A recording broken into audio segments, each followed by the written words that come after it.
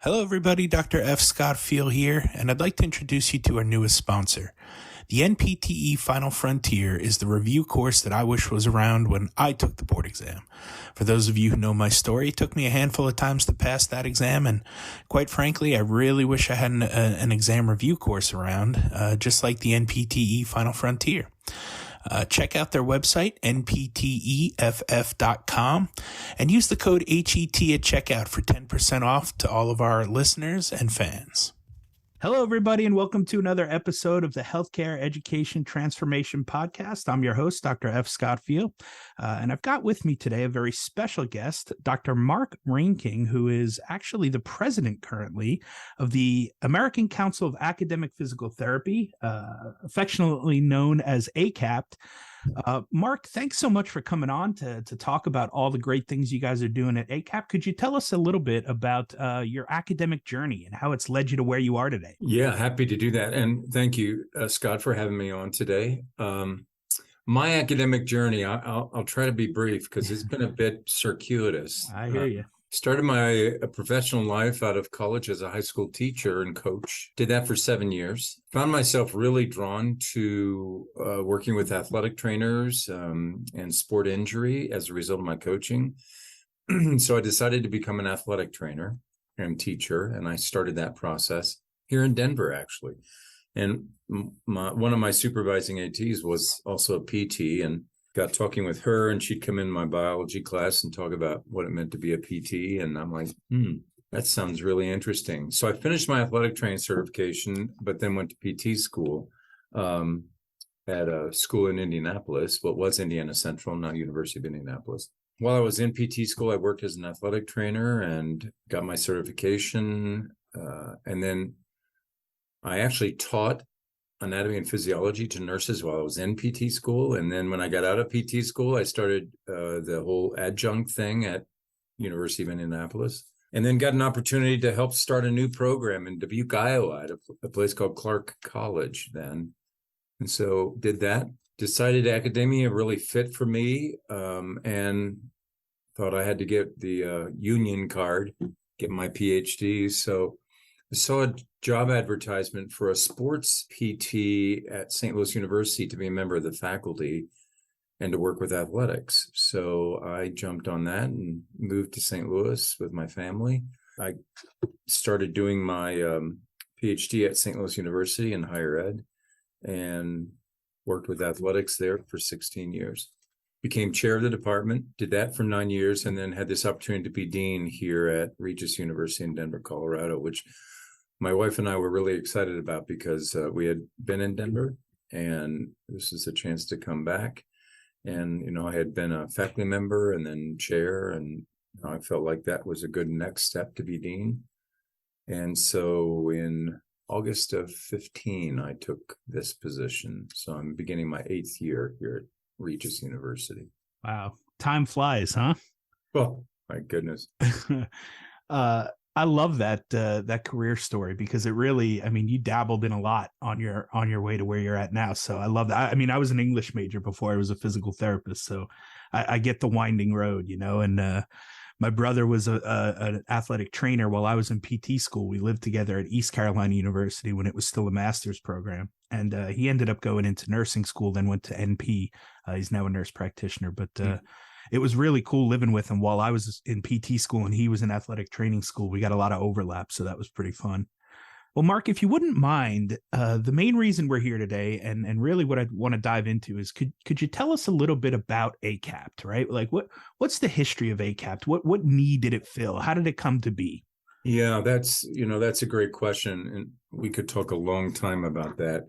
I'm just going to give you a short history of what led to ACAPT. And if you go way back in time, there was what was called the Council of Physical Therapy School Directors that was formed way back in the 40s. And it was literally program directors that came together. It became official actually in the early 60s, although it was kind of informal for a number of years, and then became official.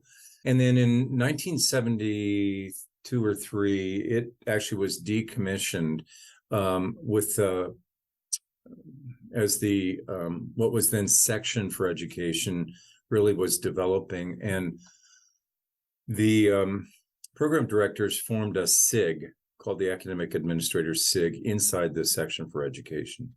I think you and probably many people who listen to this know what SIGs are. They're special interest group. And, you know, the SIG was the home for the academic leaders in PT programs around the country.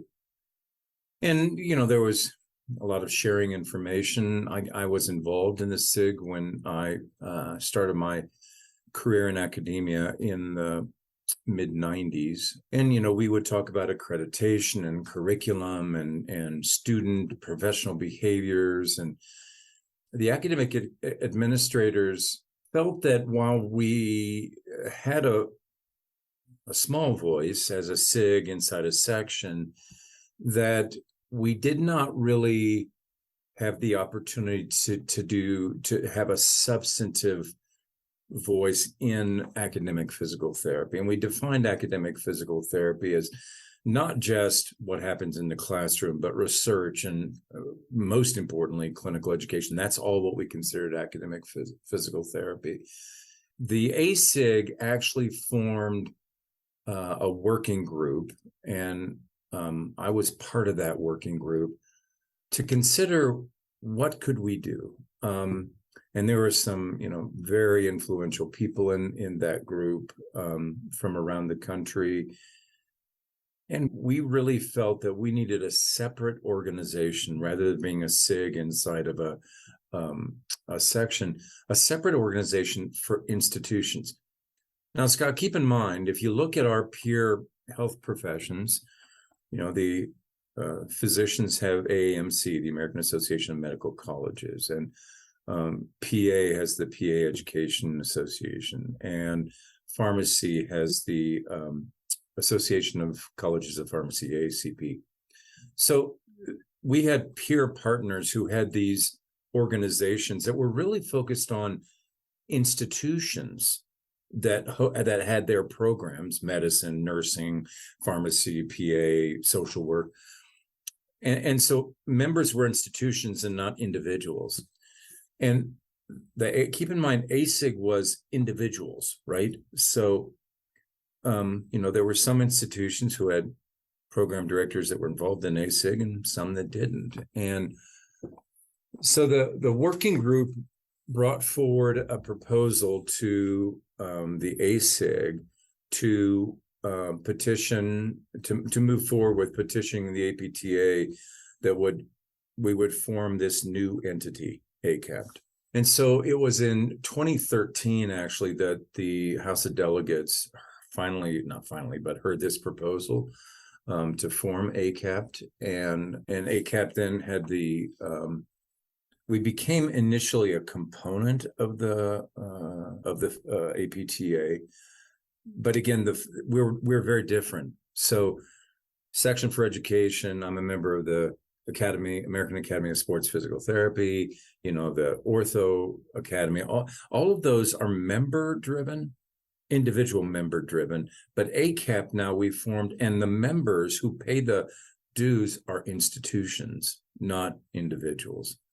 The focus being on academic physical therapy and how do we promote excellence in academic physical therapy. I'll stop there, and that was a little lengthy. No, that's great. I think we need to know, you know, where we came from to kind of get to where we're at now. So that begs the next question then. You know, from then, how has it evolved? What are you guys up to now? What do you do? What do you guys push for as far as initiatives and stuff? So our focus is on how do we promote excellence in academic physical therapy. And that's different than the question of are you accredited or not, because accreditation in any professional group is a minimum standard, right? So, you know, we have all the CAPT standards, and, you know, you have to meet those to be accredited. But those are minimum standards, and they aren't necessarily standards of excellence. And so ACAPT has taken it upon itself to really formulate what does it mean to promote excellence in physical therapy education, in academic physical therapy. So I will tell you that from 2015 to 2018, I served as vice president of ACAPT under Barb Sanders, who was the president at that time. I was so excited about how we were bringing institutions together to really find common issues across institutions and helping those institutions really work with their administration to promote what we consider to be excellence in academic physical therapy. Now, I will tell you a couple of things. We had a workshop that we invited certain participants to really help define what excellence in physical therapy, in academic physical therapy is. And that work has resulted in a document that we have on our ACAPT website that defines what we consider to be excellence in physical therapy. So it's a framework that actually has been now published that says, here are the what we consider to be the framework of excellence. For example, embracing innovation, sustaining a spirit of scholarship, promoting inclusivity in our programs, establishing partnerships between clinical sites and academic sites, and how we best create those partnerships where both entities, the clinic and the academic program, are benefited from that. I mean, for years, we've asked clinics to take our students, and what do they get from that? You probably have been, and I've been a clinical instructor, and that takes additional time, and you're investing time in these future physical therapists. But we really wanted to promote this idea of partnership between the clinic and the academic institution. I mean, that's one of the reasons this podcast was started, right? It was trying to bridge the gap between the ivory tower of academia, right, and clinical education. I had a bumpy ride going through PT school. One of my co-hosts, former co-host Brandon, did as well, and that's why we started the podcast. Was like, okay, we're not academicians, we're not experts, right? We know that there's best practices out there, or at least we think there are, right? So let's get the experts on to talk about it. Let's see what they think is broken, and let's see, their idea on how to fix it and how to make things better. And it's not just in PT school. We've had nurses on, we've had doctors, dentists, OT, speech. We try to, break down the silos a little and just see what's going on in healthcare education and see how can we find best practices? How can we get rid of some things that maybe aren't working? It's been a great journey. And again, thanks to people like you for doing the hard work. And Barb Sanders, one of my mentors, she was always there for me and actually helped guide me into academia when I was kind of on the fence and wasn't really sure about it. She was an excellent sounding board for me and a great North Star and somebody to learn from. So again, kudos to you guys for doing the hard work and laying the foundation for future generations to come. We appreciate that. Well, it's a journey, and I have to give, kudos to those that preceded me as presidents of ACAPT. As I think about the evolution of ACAPT, and by the way, we currently have somewhere around 91% of all the PT programs in the country that are members of ACAPT. I mean, that speaks a lot, doesn't it? That, they see the value in this organization. And when you have that kind of huge participation from the academic institutions in the country, then you begin to say, we have a voice. This is almost all of the PT programs. And how do we articulate that voice? I'll mention this summer we had we have a commission, the National Equity, Diversity, and Inclusion Commission, that was formed within ACAPT back in 2020. Yes. 2020. And this summer was the NETIC Summit, where we came together with, brought 70 people together to really address issues of justice, diversity, equity, inclusion in physical therapy, in our students, in our faculty, in our leaders. And the summit was just the beginning of the process. We're going to be forming work groups out of this summit. to really address issues like how do we get middle school and high school students interested in physical therapy? How do we take away the barriers to those who are from historically marginalized population? How do we take away those barriers to get into PT school? How do we support learning in PT school from those who may have come from not as rich of a academic background? And then how do you increase the mix of diversity among our faculty than among the leadership in academic physical therapy? We have so much work to do in this area, so much work to do. And this was just the beginning, but I was so excited to be invited as a member of this summit because the conversations were rich. And more importantly, the focus was always on action. What are we going to do to change things? Because the representation, as you know, of folks from historically marginalized populations in our physical therapy community is nowhere near what it needs to be. Well, so let's talk about that a little. This is actually interesting because, you said like, hey, ACAPT is more of an institutional organization where the universities are coming together and becoming members, right? So how can people then get involved if, let's say, all right, my university's a member of ACAPT and they support it and want to hear what's coming down the pipeline? How can people, members of my university, then get involved? What can they do to help out? That's a great question. So each university has a representative to ACAPT, and that's in some cases it's the program director, in some cases it's the DCE, and in some cases it may be a faculty member that the program has appointed to be the member rep. I would say most of the member reps at this point in time are program directors, but not all. We have a business meeting once a year where we come together at the Education Leadership Conference and we do the business of the organization.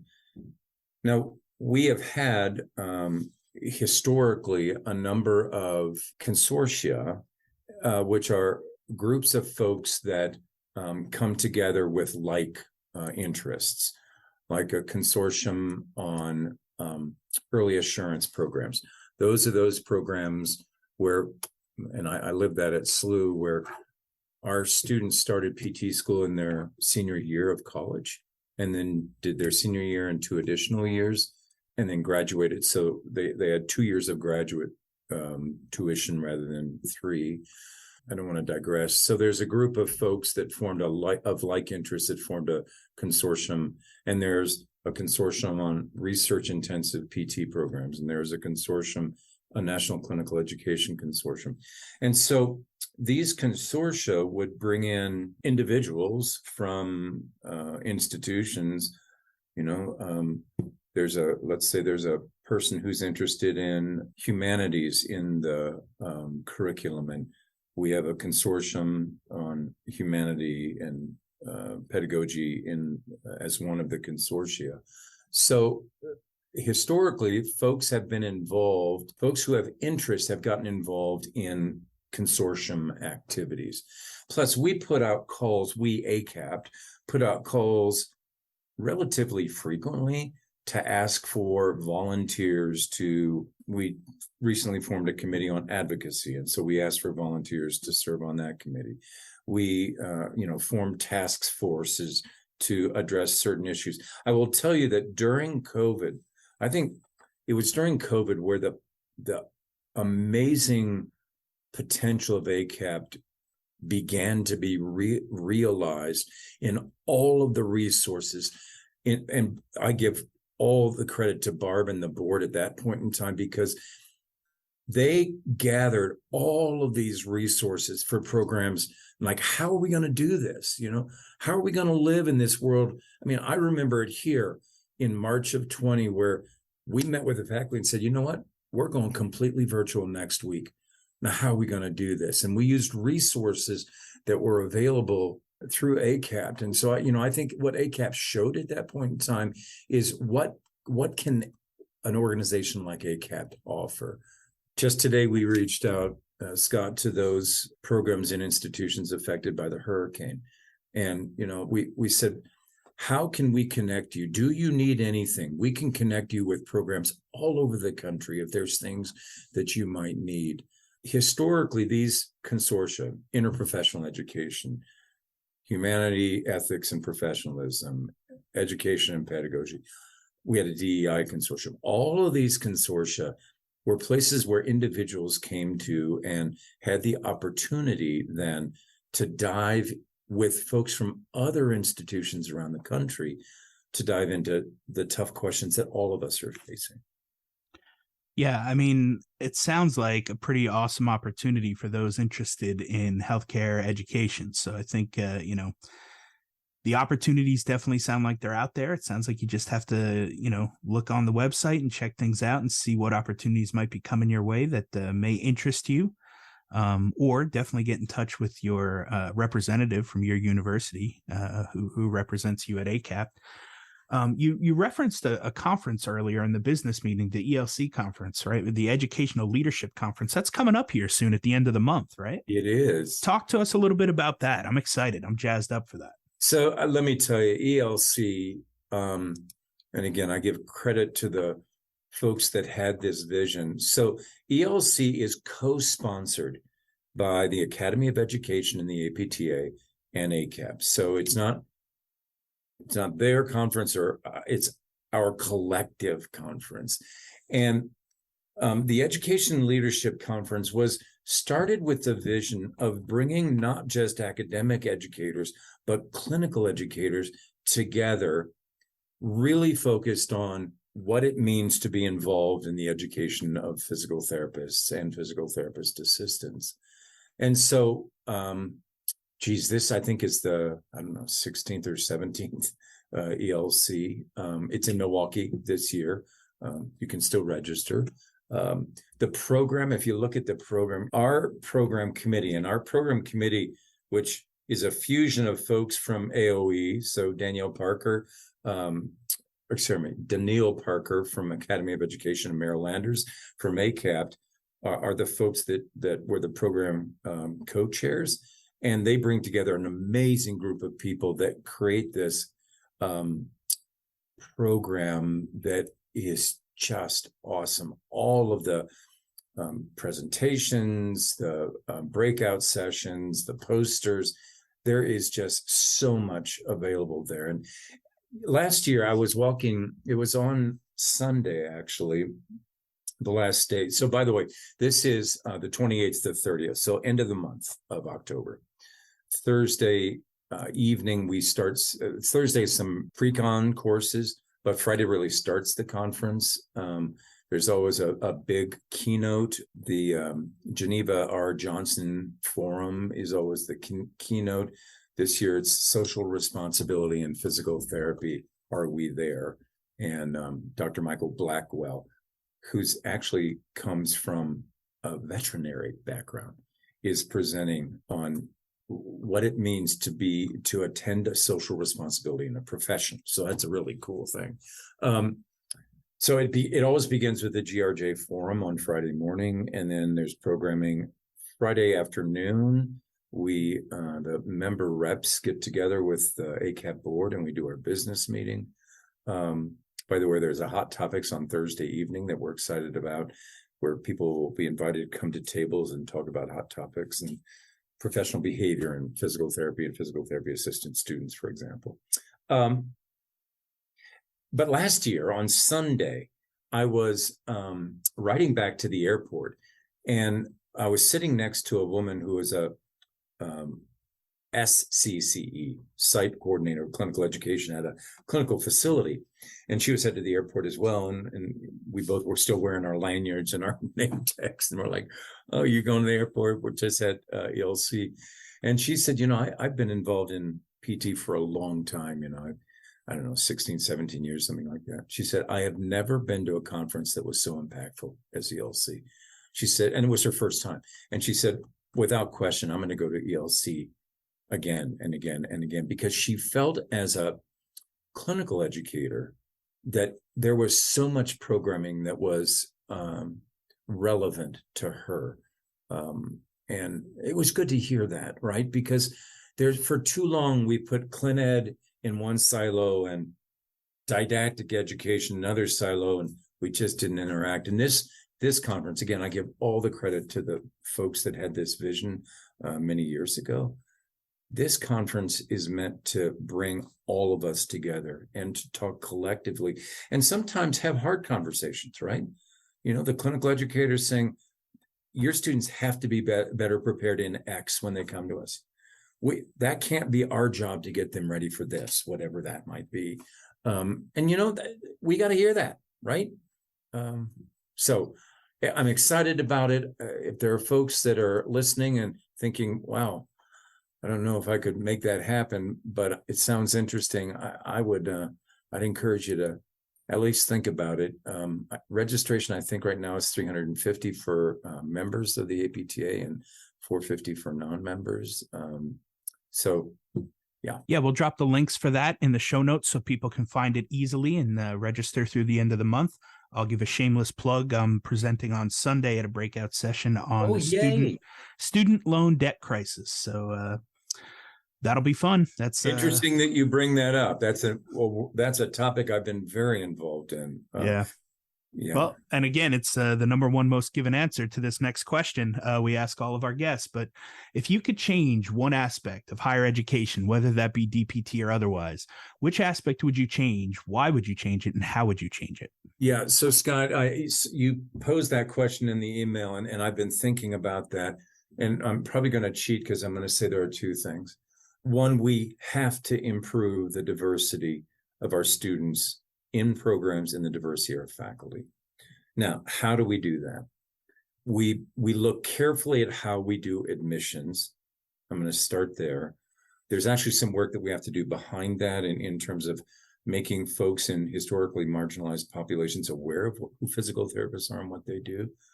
But if we look at getting into PT school, we have had barriers for years in how we did this and you know, what kind of point allocation you give in your admissions process to the GRE score or to the GPA. And, you know, we've learned some really important things about holistic admissions. And we've made the change here at Regis as of last year in how we do admissions. I'm pleased to say that we had a significant bump in students from non-Caucasian populations in our class that started this fall. I think we're at 48% diversity, which is the highest Regis has ever been. But that's just the beginning, right? So bringing those folks into programs and making sure you have the resources to support them within the program. But then we have to have a faculty that look like our students. And that's an ongoing challenge. We are at Regis, we're looking at ways that we can really promote interest among folks from diverse populations in a faculty position here. And you know, Scott, when you go on a website of a program and you look at their faculty and everybody is Caucasian, that's a problem. And that's a problem that we're facing here. And folks don't want to come and say, well, I'm the only person of diversity. And so we are talking to folks that represent that population and help us understand what we need to do. So one thing I would change is the diversity of our student population, our faculty population, and our academic leaders.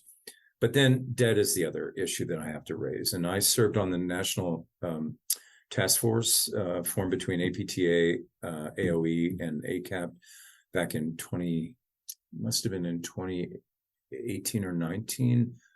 Actually, it was in 19, I believe, that we formed, where we studied this issue of debt. We had some students that were part of the task force, and we generated a report. Part of that had to do with admissions and how we do admissions and how we make students aware of what it costs, right? So we make it completely transparent. So if Scott wants to come to Regis to go to PT school, he can go on our website and within a click, he knows what it's going to cost to go to Regis University. The other thing, and that's just one thing, is transparency of cost. The other thing is we have to look at how we structure our programs, what the curriculum like, how many credit hours we have, and is there a way that we can be creative and innovative in our curriculum and perhaps decrease credit hours. You know, I mean, at SLU, that 3+3 model is a money-saving model, right? Because the students are only paying 2 years of graduate tuition. Now, I'm not saying that every PT program should be 3-3, but that's one model, right? And I think we're all aware that there are now hybrid programs out there where, students are of University X are all over the country, and then they go to wherever that university is and do these week-long intensives or 2-week-long intensives, depends on the place, where they, work on manual skills or do dissections on cadavers or whatever it might be. Those programs have shortened the time. Yeah, diversity and student debt. Those are two things that have always been on my mind. Yeah, I have to say that obviously student loan debt's a big one for me, right? That's the number one most given answer on the podcast, and it's the reason that I ended up writing my book on alternative revenue streams for healthcare providers, right? Because we have such great skill sets. We learn them in grad school. We even before that, right? We learn critical thinking. We learn organization. We learn prioritization. We learn systematization, right? So it's like there's all these great skill sets that we have. Then you take on the fact that we know a lot about the musculoskeletal system, and it's like, hey, the world's your oyster, man. You can do whatever you want. You just got to leverage it. You got to figure it out. Solve a problem for a population, and you've got a business. You're good to go. So get out there and do it, because physical therapy is such a great profession. It's just, you got to put in the time, right? It's kind of what you make of it. And I want to add to that. Thank you for that, because I need to make sure I go on record and saying student debt is not just a university problem. Yeah, it's systematic. It's systematic. And my daughter is a physical therapist here in Colorado. She works down at Children's Hospital. And when she started there, her salary when she started there wasn't dramatically different than my salary when I started my practice in 1988. That has everything to do with reimbursement. And I mean, this story, clinics have a limited resource of pay, and they have to, take in their insurance payments and then pay their physical therapists who they employ. We have ongoing issues with reimbursement, and that's part of, why does my son, who's a physician, make so much more than my daughter, who's a physical therapist? Well, part of that is what Jason's able to bill in as a physician compared to what Sarah's able to bill as a physical therapist. So we have interesting healthcare conversations in my family with a couple of PTs and a physician. My wife's a pastor, so she makes sure everyone, stays home. Mediates, right? Well, Mark, I can't thank you enough for taking the time and for coming on. And like I said, sharing your knowledge and educating our audience about all things ACAPT and ELC. Where can people find you if they want to reach out or just ask more follow-up questions, or, just want to see what you're up to these days? Yeah, I welcome conversation, as I do with, our students, our faculty. So I'm at Regis University. If you go to the regis.edu website, you can easily find me, Reinking, Reinking, Mark Reinking. My email is mreinking@regis.edu. Very simple. Happy for folks to send questions, and feel free to send hard questions, because I know we continue to face challenges in academic physical therapy, and ACAPT is really committed to understanding what those challenges are, putting together people who are really smart from all over the country to try to solve those problems. I want to say one thing. We have just formed a Center for Excellence that's doing a lot of data collection from programs all over the country that are ACAPT members. And our intent is that we can understand better what we all do, right? And to understand that you need data. So this Center for Excellence we've formed, which is really our data center. We are so excited about that center informing us about where we need to go. Awesome. Well, Mark, thanks again. Like I said, we appreciate your time and for coming on, and look forward to catching up with you at ELC. Yeah, good to see you, and see you at ELC.